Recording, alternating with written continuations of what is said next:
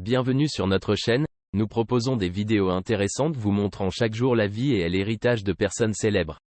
Le personnage est récemment décédé dans la vidéo d'aujourd'hui. Discutons de quelques malheurs.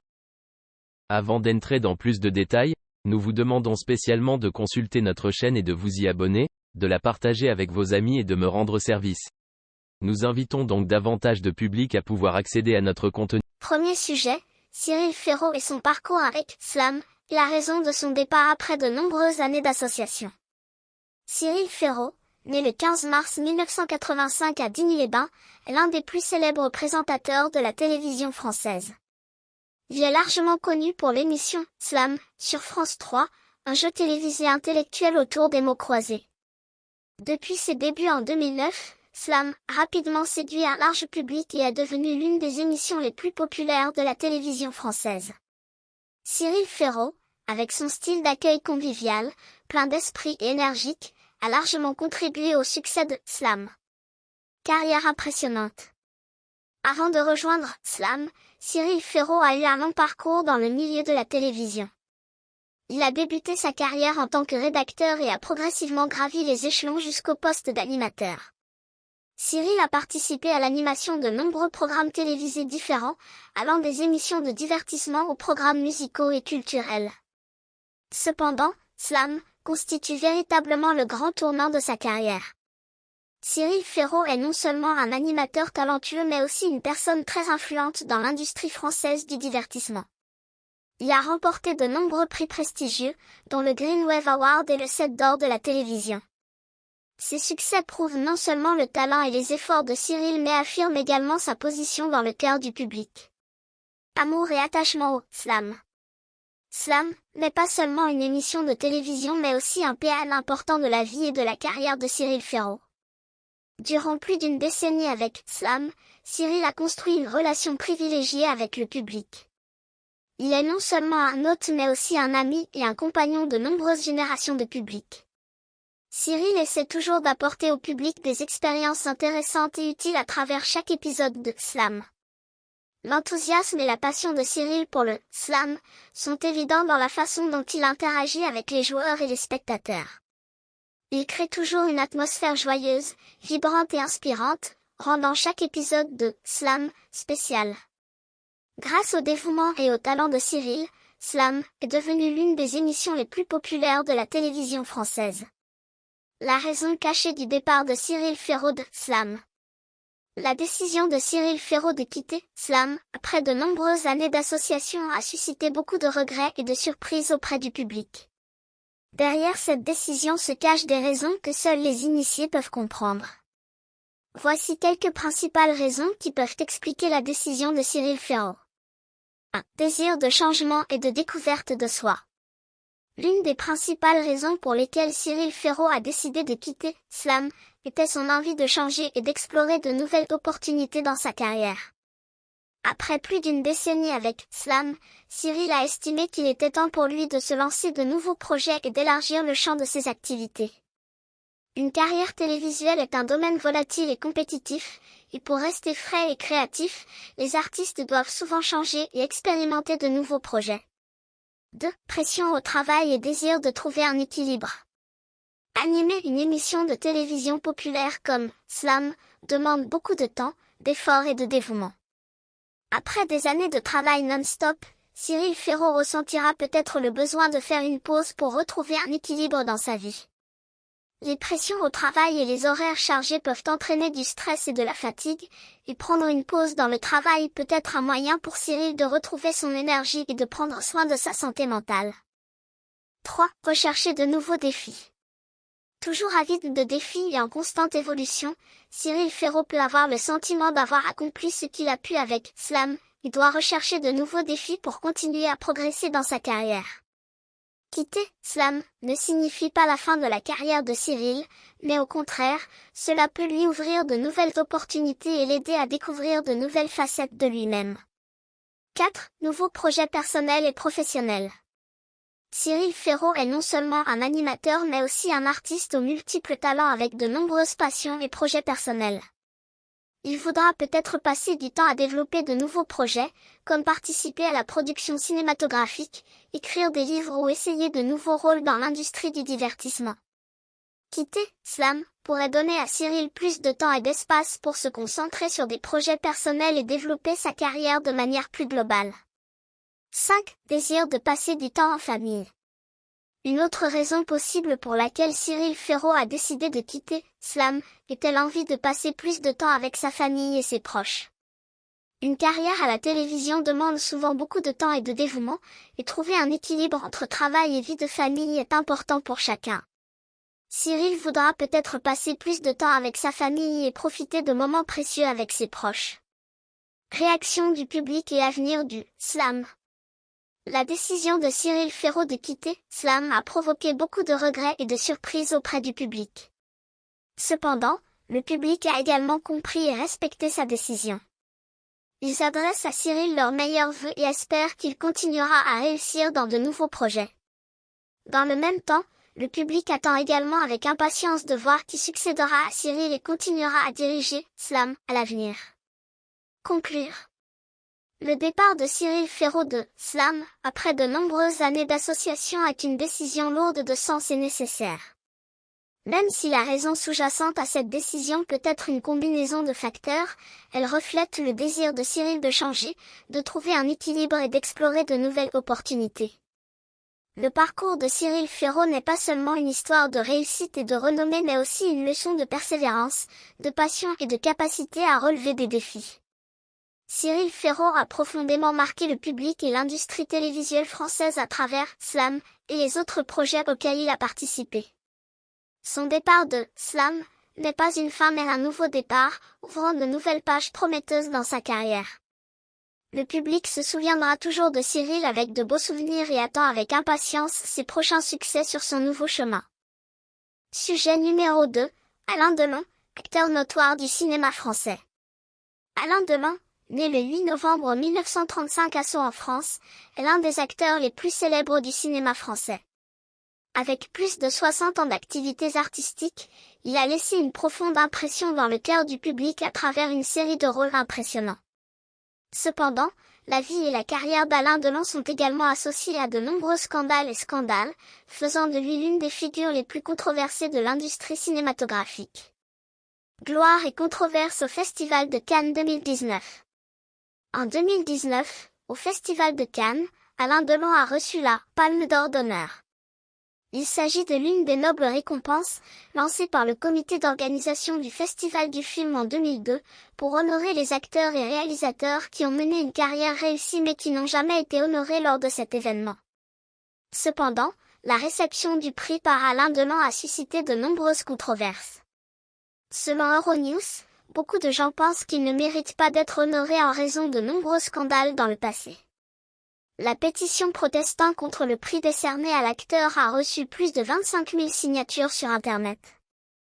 Les opposants disent que pour un homme qui a été en prison, impliqué dans des scandales comme avoir battu sa femme et ses enfants, avoir une liaison et être homophobe comme Alain Delon, décerner un prix honorifique est une injustice et un manque de respect pour ses valeurs. Que le Festival de Cannes souhaite promouvoir. De soldats déportés à stars de cinéma. Alain Delon est né dans une famille dont les parents ont divorcé quand il avait 4 ans. L'enfance d'Alain a été instable, il a souvent été expulsé de l'école parce qu'il était méchant et manquant de discipline. À l'âge de 14 ans, il décide d'abandonner ses études et de travailler à l'abattoir de son beau-père. En 1942, il s'engage dans la marine et combat dans la région de l'Indochine. Cependant, en raison de l'indiscipline de l'armée, Alain fut emprisonné par le gouvernement pendant 1 an et renvoyé de l'armée en 1956. De retour en France, Alain Ferraud gagne sa vie en travaillant comme serveur et livreur. Grâce à son apparence belle et séduisante, il a attiré l'attention de la star Brigitte Aubert. Grâce à l'introduction de Brigitte, Alain a l'opportunité d'assister au Festival de Cannes et dès lors sa carrière cinématographique commence à s'épanouir. Alain devient acteur sous la direction du manager David Selznick et obtient son premier rôle dans le film « Quand la femme s'en vient », sorti en 1957, réalisé par Yves Allégret. Carrière cinématographique réussie mais scandaleuse. Alain Delon a rapidement affirmé son talent et sa place dans l'industrie cinématographique française malgré l'absence de formation professionnelle d'acteur.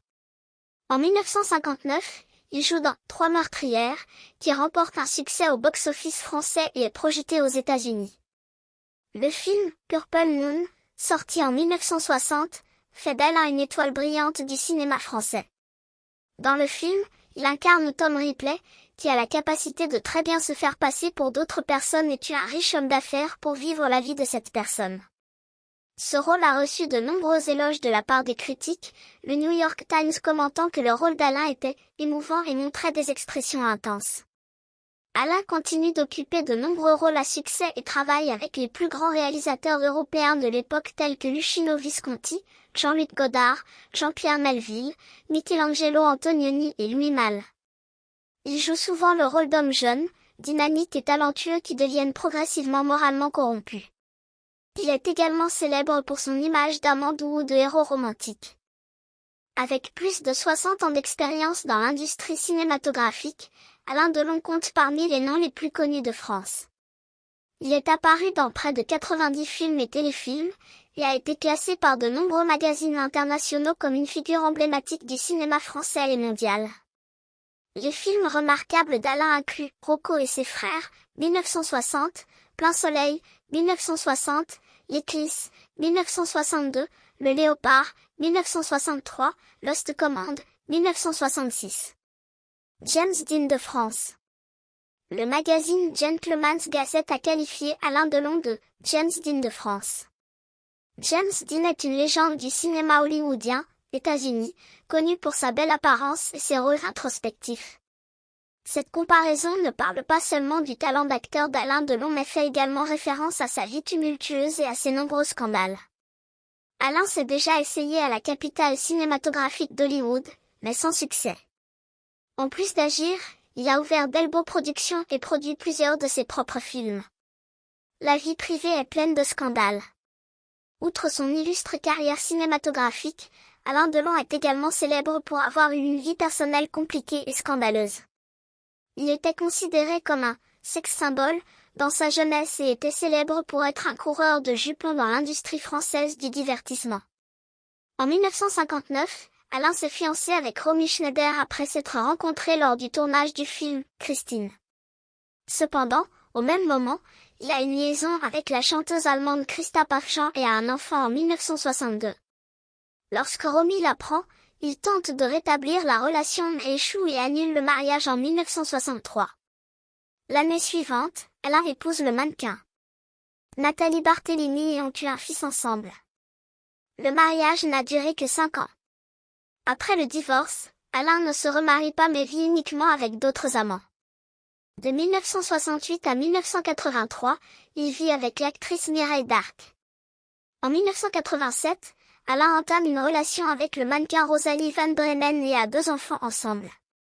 Dans le magazine Vanity Fair, Anthony, le fils du couple, a déclaré qu'il battait souvent sa femme et ses enfants. Alain a également admis au Télégraphe avoir giflé sa femme une fois. Affaire Stevan Markovitch. L'un des scandales les plus célèbres d'Alain Delon est l'affaire liée à la mort du garde du corps Stevan Markovitch. En 1968, Stevan est découvert mort dans une décharge à Paris, France. Le frère de Stevan a remis à la police une lettre de son défunt frère, dans laquelle Stevan écrit « Si je meurs, Alain Delon et son grand frère, François Marc-Anthony, sont sûrement les coupables. » Selon Le Gardien, l'incident a été célèbre dans les journaux français sous le nom des « Affaires Markovitch ». Le premier ministre français de l'époque, M. Georges Pompidou, était également soupçonné par la police d'être impliqué dans cette affaire. Alain et ces personnes sont soupçonnés de faire partie d'un réseau spécialisé dans l'organisation de soirées sexe entre riches en France. L'affaire s'est retrouvée dans une impasse car la police n'a pu trouver aucune preuve. Les suspects, dont Alain, n'ont pas été inculpés. Le coupable qui a tué Markovitch n'a pas encore été trouvé.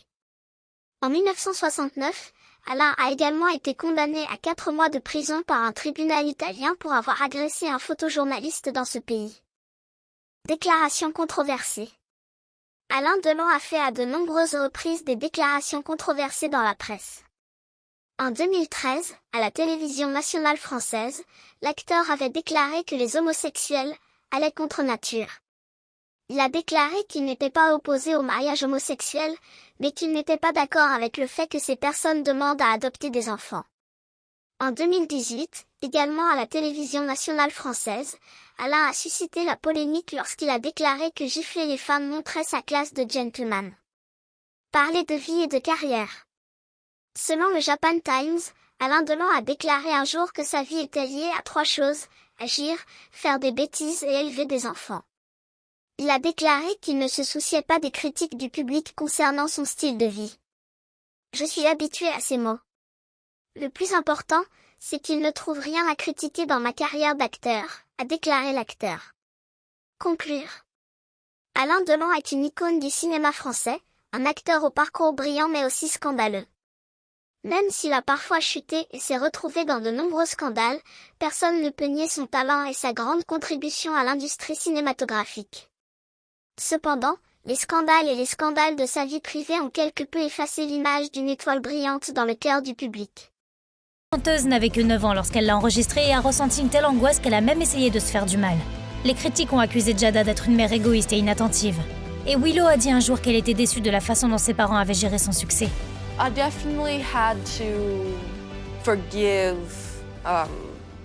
you and Daddy, you know, for that whole with my hair thing. Puis la nouvelle est tombée que Jaden voulait s'émanciper à seulement 15 ans. And I remember thinking to myself, as devastated as I was like, he's right. Yeah. The time is now. He's 15. It's time for him to leave the house. Cela a confirmé la conviction des détracteurs que Giada ne fixait pas assez de limites à ses enfants. Et quand Jaden a adopté son style neutre, la réaction a été encore pire. Il portait une jupe et il n'est pas ce que les gens considèrent comme l'homme noir typique. Au moins, Pinkett Smith avait un allié en la personne de son ami proche, Kris Jenner. Mais Giada a aussi ruiné son amitié avec Kris. Le conflit a commencé après que la fille de Jenner, Chloé, a accusé le mannequin Jordyn Woods de détruire sa relation. Jordyn a été surprise en train d'embrasser le père du bébé de Chloé lors d'une fête. En même temps, Woods était la protégée et l'amie de longue date de Giada. Et quand les Kardashian ont essayé de détruire la réputation du mannequin, Giada ne s'est pas tenue à l'écart. Au lieu de cela, elle a invité Woods à partager sa version de l'histoire sur Red Table Talk. Kris a vu cela comme une trahison, et les deux familles se sont ensuite retirées l'une de l'autre sur les réseaux sociaux. Certaines des autres querelles de Giada sont si anciennes qu'elle ne se souvient même pas de la raison pour laquelle elles ont eu lieu. Giada a eu une querelle avec Gabrielle Union et elles ne se sont pas parlé depuis 17 ans. Il y avait juste une tension entre nous à chaque fois que nous nous voyions. Quand nous avons pris le téléphone pour essayer de comprendre ce que c'était, nous n'avons pas pu le comprendre. C'était juste nous, étant jeunes, divas. Il est clair que Pinkett Smith s'est fait quelques ennemis à Hollywood. Et l'incident des Oscars lui en a fait gagner une tonne de plus. Tout le monde a été choqué quand Will est devenu physiquement agressif pour défendre l'honneur de sa femme. Tout le monde sauf Giada qui est restée assise à rire. La plupart des gens ont pris le parti de Will. « Mon Dieu, mon père, s'il te plaît, libère mon frère Will des chaînes de Giada », a tweeté un internaute. Giada se réveille chaque matin en se disant « Comment puis-je embarrasser Will aujourd'hui ?» disait un autre tweet. Mais pourquoi Giada se comporte-t-elle ainsi? Qu'est-ce qui la pousse à blesser les gens qu'elle aime? Giada n'a pas eu un bon exemple parental à la maison où ses deux parents l'ont laissé tomber. Sa mère lui faisait rarement des câlins. Et Giada était déjà une adolescente quand elle a appris les problèmes de sa mère. I could tell when my mother was high. She couldn't make it on time to pick me up from school. Or she's nodding off, falling asleep in the middle of something. You just realize, oh, that's not being tired. That is like a drug problem. The emotional damage and the spiritual damage that I did to myself and to her, you know, that was devastating. Giada a également vu son père être agressif avec sa mère. Son enfance difficile lui a appris très tôt à prendre soin d'elle et à se protéger. Giada a donc commencé à faire passer son propre bonheur avant celui des autres. Au fil des ans, Giada Pinkett Smith a fait une introspection et a admis ses propres défauts. And just realizing that a lot of my relationships have been steeped more in ego than in love. Mais tout le monde ne choisit pas de croire en sa sincérité. Les idées de Giada sur ce que signifie être une femme noire ouverte d'esprit ne signifient rien si son comportement nuit aux autres, en particulier à ceux qu'elle prétend aimer. Pour Giada, ce qui est la vérité et ce qui lui convient à ce moment-là. Mais qu'en pensez-vous? Giada changera-t-elle un jour ses habitudes et cessera-t-elle de faire du mal à ceux qu'elle aime?